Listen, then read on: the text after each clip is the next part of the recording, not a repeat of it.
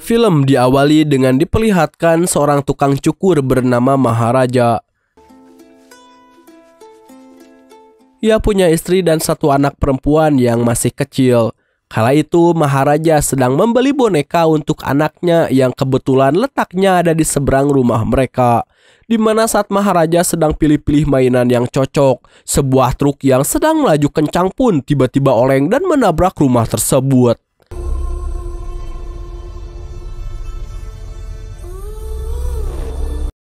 Sepuluh tahun kemudian sejak kejadian itu, Amu, anak perempuan Maharaja, berhasil selamat berkat tempat sampah besi yang bertuliskan Laksmi, di mana tempat sampah tersebut jatuh tepat mengurung dan melindungi Amu pada waktu itu. Saat ini Maharaja dan Amu sudah pindah rumah ke tengah sawah yang letaknya sangat jauh dari jalan raya. Maharaja dan Amu menamai tempat sampah itu dengan nama Laksmi, karena berkat tempat sampah besi itulah nyawa Amu berhasil terselamatkan. Maharaja sendiri masih bekerja sebagai tukang cukur di tempat si paman. Aktivitasnya hanya bekerja, jemput anak, dan pulang ke rumah.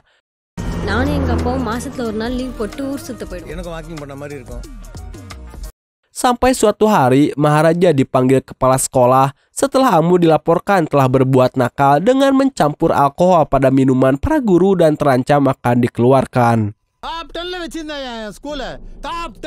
Tak lama muncullah ibu guru yang membawa seorang murid laki-laki yang merupakan tersangka asli tindakan tersebut, di mana kepala sekolah yang sudah terlanjur menuduh Amu dan memaki Maharaja pun merasa gengsi jika harus meminta maaf dan justru malah menyuruh mereka berdua untuk segera pergi.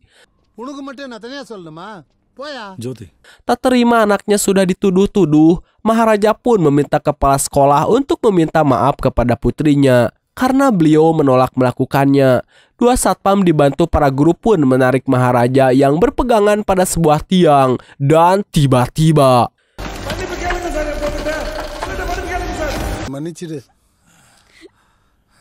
singkat cerita, beberapa hari setelah kejadian itu, Amu pamit pergi berkemah di luar kota bersama guru dan teman-temannya, di mana Maharaja sendiri mengantarkannya sampai naik bis. Suatu malam entah apa yang sudah terjadi, seisi rumah Maharaja pun terlihat sudah berantakan dengan Maharaja yang terbaring pingsan. Sampai akhirnya muncul seekor ular kobra yang masuk ke dalam rumah, melewati tubuh Maharaja dan tak sengaja membangunkannya. Keesokan paginya, Maharaja pun mendatangi kantor polisi setempat untuk melaporkan kejadian semalam. Alangkah terkejutnya Pak Polisi dan kita semua yang menonton saat mendengar pengakuan Maharaja yang mengatakan bahwa telah terjadi perampokan yang dilakukan oleh 3 orang pencuri. Bukan uang atau perhiasan, para perampok itu mencuri sesuatu yang jauh lebih berharga, yaitu Laksmi, si tempat sampah keramat. Sama seperti sebelumnya, ketika kemauan Maharaja tidak dipenuhi, ia akan terus memohon tanpa henti sehingga membuat Pak Polisi marah. Di mana Maharaja kembali berpegangan pada kayu yang menempel di dinding, dan inilah yang terjadi. Rak penyimpanan pun roboh, termasuk satu gentong berisi ular kobra yang entah sejak kapan berada di sana. Semua orang pun berlari keluar, kecuali Maharaja yang dengan santainya menenteng si ular dengan tangan kanannya. Kemudian, scene beralih ke sebuah rumah yang menjadi TKP pencurian emas, di mana kita akan diperkenalkan pada seorang kapten polisi yang mengusut langsung kasus ini dengan meminta si pencuri untuk memperagakan kronologi saat melakukan aksinya. Selesai melakukan rekonstruksi, pemilik rumah pun memanggil kapten setelah mereka menyadari jika emas yang si kapten kembalikan adalah emas palsu. Kapten pun memanggil si pencuri dan memaksanya untuk memberitahu di mana emas aslinya. Namun si pencuri tetap kekeh bahwa hanya emas itulah yang ia ambil, sehingga kapten yang merasa dipermainkan pun menjadi marah kepada si pencuri, termasuk pemilik rumah yang dianggap telah bersekongkol untuk mempermainkan pihak kepolisian. Setelah pergi dari rumah korban, akhirnya terungkaplah jika ini semua hanyalah permainan si kapten yang memang sudah bersekongkol dengan si pencuri tersebut, di mana mereka sebelumnya sudah melakukan briefing untuk mencuri di rumah korban, dan hal ini sudah sering kapten lakukan, yaitu memanfaatkan para tahanan yang ada di penjara untuk melakukan satu kejahatan demi mendapatkan keuntungan.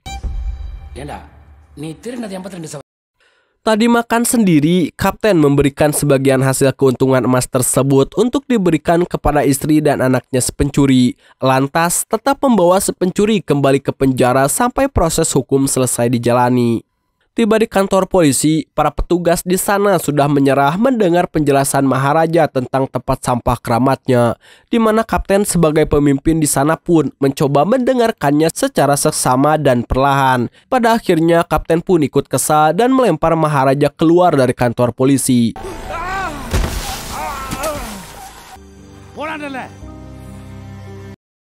Tak lama Maharaja pun kembali lagi sembari menunjukkan uang sebanyak 500.000 rupiah atau sekitar 92 juta hanya untuk sekedar tempat sampah. Tentu saja tindakan suap di depan umum seperti ini langsung kapten tolak dengan sebuah tamparan keras. Dan ya, kapten dan dua anak buah pun terlihat berada di rumah Maharaja.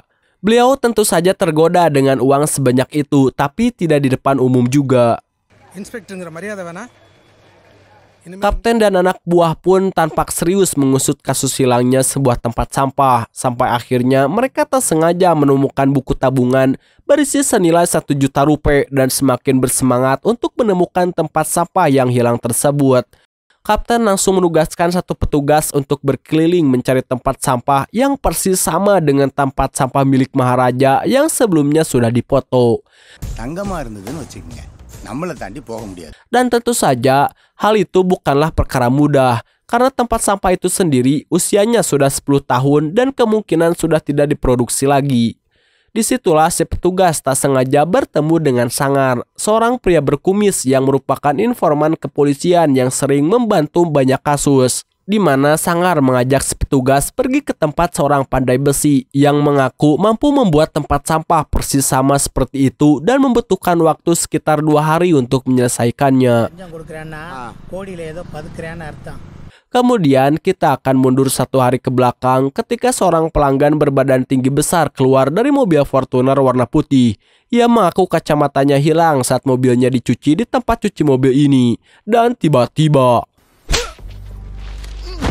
tak lama muncullah Rajo, salah satu karyawan yang bertugas antar jemput mobil pelanggan, di mana si badan gempal ini pun langsung menghajar Rajo dan mengancam akan menjebloskannya ke dalam penjara.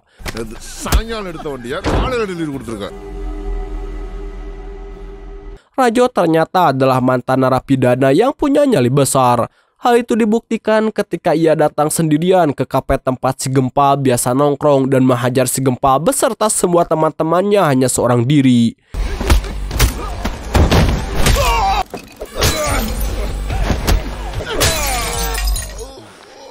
Keesokannya di kantor polisi, Maharaja terlihat berada di sana yang memang hampir setiap hari ia datang menunggu hasil penyelidikan, di mana seorang karyawan tempat cuci mobil pun datang ke sana untuk melaporkan perihal temannya yaitu si Rajo yang hilang sejak semalam. Di sana Maharaja melihat foto Rajo pun teringat seketika dengan sesuatu.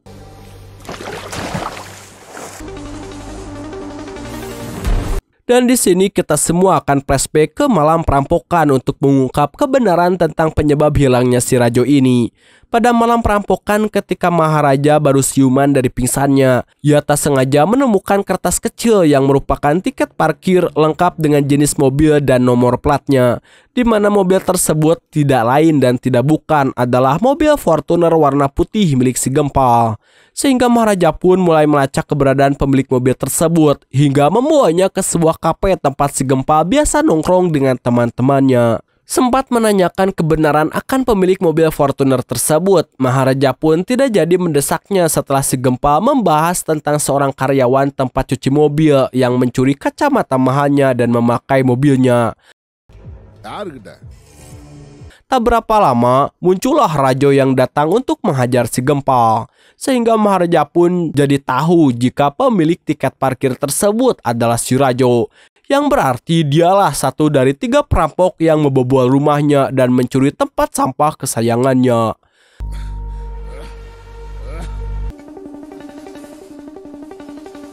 Saat Rajo pergi meninggalkan kafe itulah, Maharaja ternyata diam-diam mengikutinya dari belakang, membawanya ke sebuah bangunan pabrik yang terbengkalai, sampai akhirnya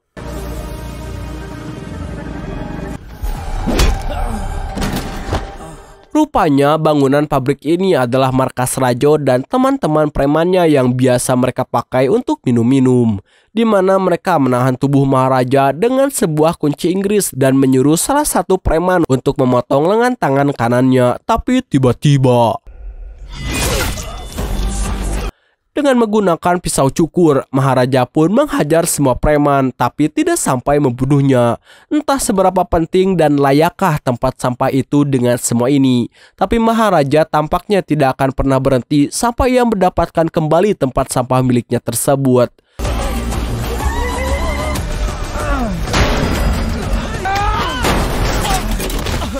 Maharaja pun melemparkan Rajo dan menancapkannya pada besi di belakang,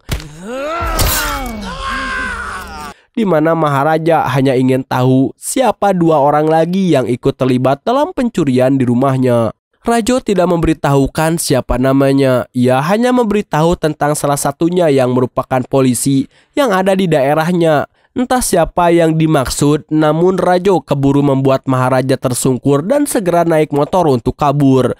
Tapi Maharaja dengan cepat mengambil sebilah parang dan menebas leher Rajo hingga kepalanya terputus.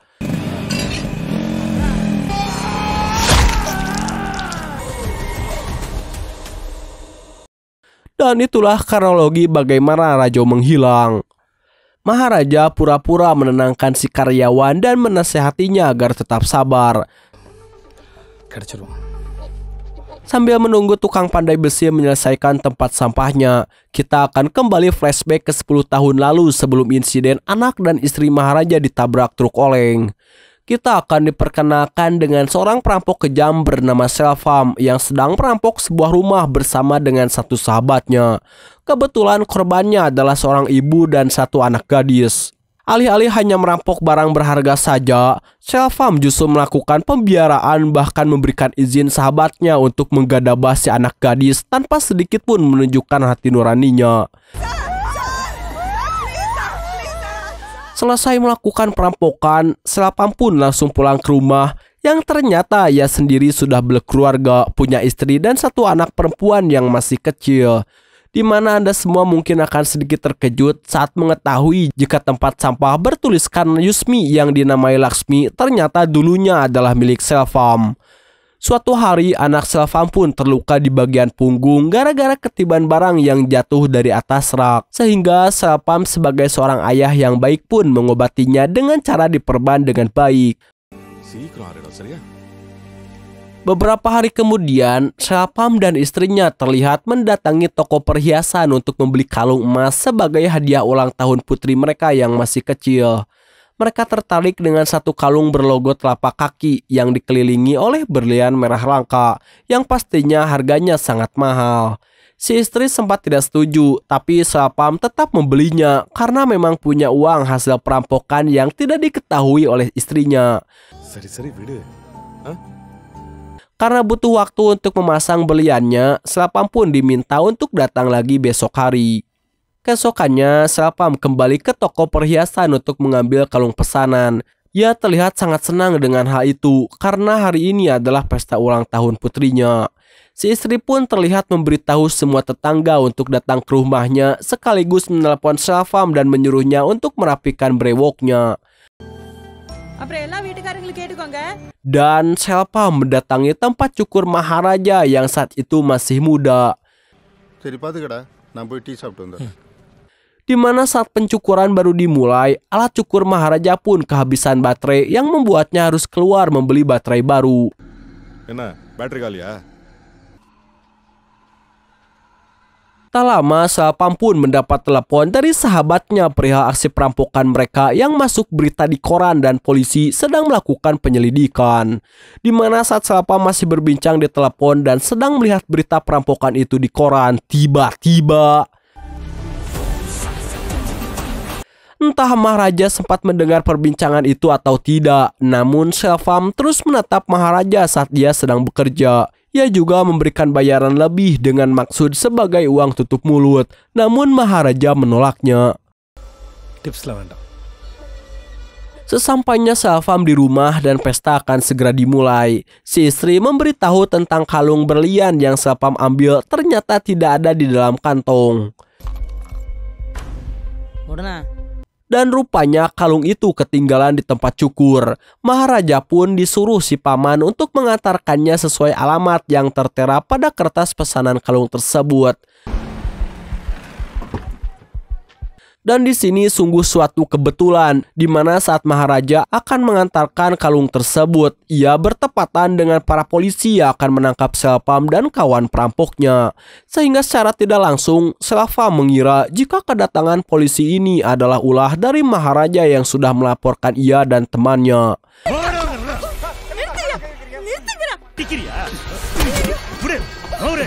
Karena si teman berusaha melawan dengan senjata api, para polisi pun terpaksa melepaskan tembakan yang membuat si teman tewas. Sementara Selapam langsung digiring ke kantor polisi dan harus berpisah dengan istri dan putrinya yang masih kecil. Sabri. Ini kayak beri padarnya? Dah. Ora. Selesai dengan kisah Selapam, kita akan kembali ke masa sekarang, lebih tepatnya urusan tempat sampah yang sudah jadi. Sangar dan satu petugas pun langsung mengambilnya dan membawanya ke rumah si kapten. Yang perlu mereka lakukan sekarang hanyalah mempenyokkan tempat sampah itu dan mengotorinya supaya sama persis dengan tempat sampah milik Maharaja. Setelah tempat sampahnya sudah sama persis, kini kapten hanya perlu mencari seseorang yang mau berperan menjadi pencuri. Ia menghubungi satu persatu mantan napi kenalannya, namun mereka semua tidak ada yang bisa, apalagi setelah mendengar jika barang yang dimaksud hanyalah sebuah tempat sampah yang tidak berharga. Karena tak ada yang mau berperan sebagai pencuri, Sangar pun mengajukan dirinya setelah mendengar imbalan yang ditawarkan. Sehingga tinggal satu hal lagi yang harus dipersiapkan, yaitu detail kejadian perampokan yang terjadi pada malam itu. Di mana kapten menyuruh satu petugasnya di kantor polisi untuk meminta Maharaja menceritakan ulang kronologi kejadiannya dengan telepon yang terhubung langsung ke mereka bertiga. Kita akhirnya akan mengetahui apa yang sebenarnya terjadi. Di mana insiden terjadinya pencurian itu tepat saat Amu sudah pulang dari acara kemah dan juga saat Maharaja baru pulang dari tempat cukur. Bye, Ma'am. Bye, Jyoti. Bye. Amu lebih dulu sampai masuk ke dalam rumah mengganti pakaian tepat saat ada 3 pencuri yang terdiri dari Rajo, Selapam, dan satu lagi adalah si Sangar itu sendiri. Di sana Selapam menghajar Amu sampai babak belur, yang semua ini dilakukan sebagai bentuk balas dendam Selapam terhadap Maharaja yang membuatnya harus dipenjara selama 10 tahun dan memisahkannya dari istri dan anaknya.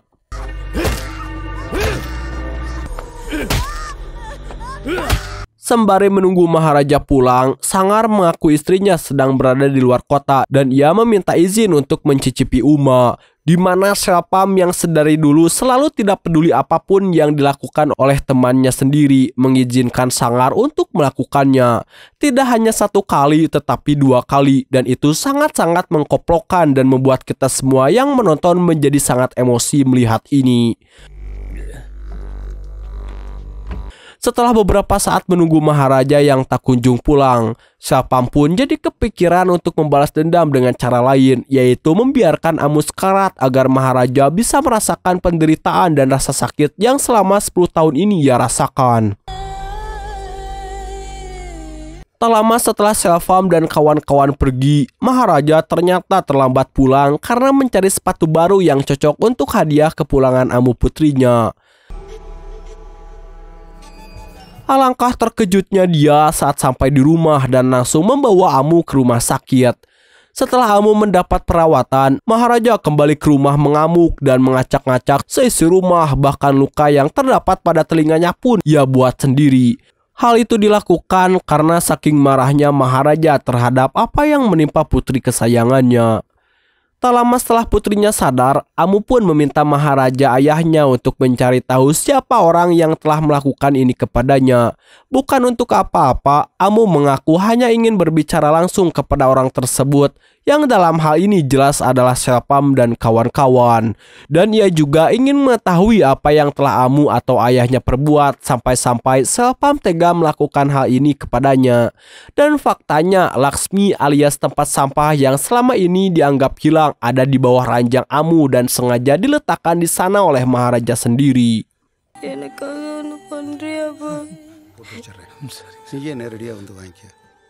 Mendengar cerita Maharaja tentang pencurian tempat sampahnya, Sangar secara tidak langsung jadi teringat dengan aksinya bersama Rajo dan Selvam yang memang cerita barusan sangat cocok sekali dengan kronologi yang mereka lakukan pada malam itu. Hanya saja ada sedikit cerita tambahannya, yaitu tentang tempat sampah yang dicuri, yang sebenarnya tidak pernah ada kaitannya sama sekali. Sehingga Sangar yang tadinya bersedia berperan jadi pencuri pun tiba-tiba mengurungkan niatnya. Tapi si kapten terus memaksanya.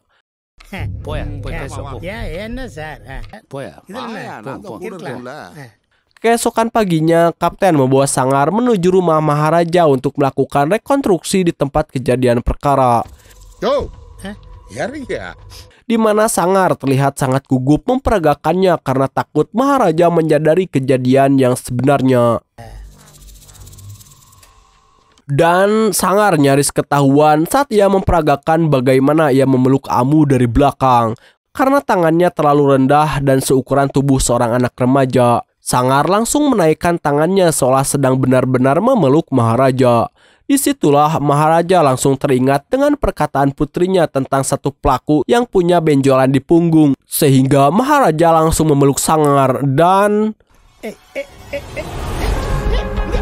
Maharaja akhirnya yakin jika Sangarlah salah satu pelaku yang telah menyebabkan putrinya menderita.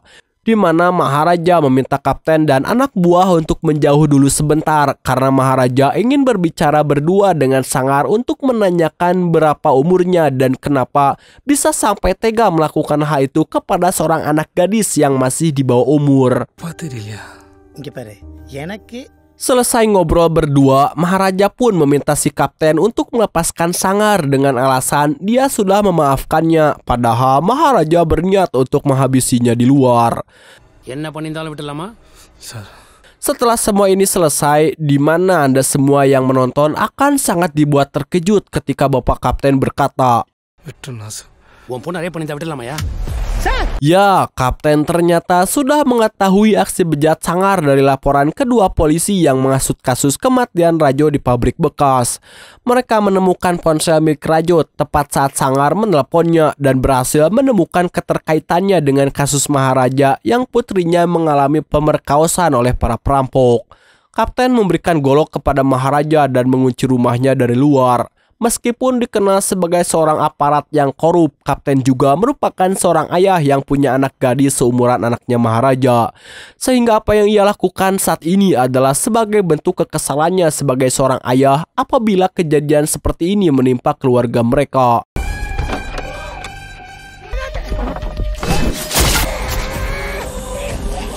Kini yang tersisa hanyalah Selvam yang masih bekerja di toko alat-alat listrik dan saat ini sedang akan mengantarkan barang pesanan.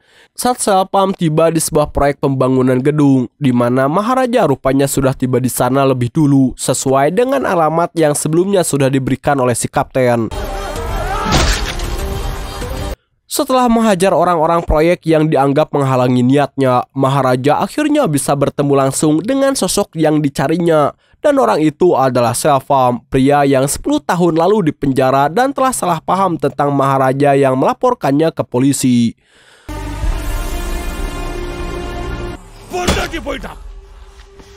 Karena masih syok dan merasa bersalah atas kejadian salah paham itu, Maharaja pun tidak melakukan perlawanan ketika Selapam menghajarnya.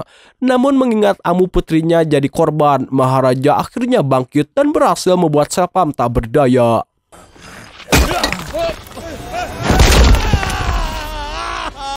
Sesuai janjinya kepada Amu, Maharaja pun langsung menghubungi Amu untuk datang ke tempat itu. Setibanya ia di sana, Amu langsung disediakan kursi untuk berbicara langsung dengan sosok si Selapam ini. Alih-alih akan marah dan mengamuk tidak karuan, Amu yang dididik dengan baik oleh Maharaja pun justru malah meminta maaf apabila ada sesuatu yang salah telah diperbuat ia ataupun ayahnya, yang jikalau barang berhargalah tujuan Selapam membobol rumahnya. Amu pun melemparkan sebuah kain kecil berisi perhiasan miliknya sendiri. Disinilah plot twist sesungguhnya akan terungkap dan mungkin Anda semua akan terkejut berkali-kali lipat saat melihat jika salah satu perhiasan itu ada kalung berlogo telapak kaki yang dikelilingi oleh berlian merah. Di mana kita akan langsung dibawa flashback lagi ke waktu di mana Selapam baru saja digiring ke penjara kala itu. Maharaja dan sang istri beserta anaknya yang masih kecil pun berdatangi rumah istri dan anaknya Selapam dengan maksud untuk mengembalikan kalung berlian yang tidak sempat Maharaja kembalikan. Melihat anak Selapam yang masih kecil dan seumuran dengan putrinya, Maharaja pun pergi ke toko mainan yang terletak di seberang rumah, hingga terjadilah insiden truk oleng yang menewaskan mereka semua. Faktanya satu-satunya yang selamat pada kecelakaan itu adalah anaknya Selapam. Entah apa yang Maharaja pikirkan saat semua orang sedang sibuk dengan reruntuhan. Maharaja pun mengambil anaknya Selapam dan mengaku bahwa itu adalah anak kandungnya. Selapam pun menjadi semakin yakin setelah melihat bekas luka di pundak Amu yang didapat dari kejadian waktu barang di dapur menimpanya waktu kecil. Sehingga sungguh hancur sekali hati seorang Selapam yang secara tidak langsung telah menghajar putri kandungnya sendiri dan merusak masa depannya. Di mana saat Amu sudah agak jauh, Selapam pun bersujud di bawah kaki Maharaja dan memohon agar dipertemukan lagi ia dengan Amu untuk meminta maaf secara langsung. Tapi Maharaja menolaknya dan ini sepertinya adalah karma untuk Selapam yang di masa lalu sudah banyak melakukan kejahatan dan perampokan, bahkan melakukan pembiaran saat temannya menggadabah para korban.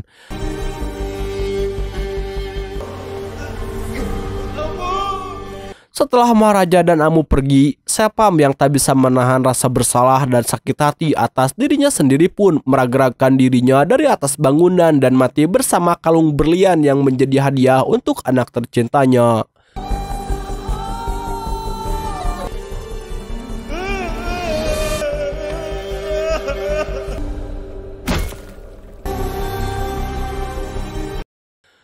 Okelah dulur, dan film ini pun udahan bor.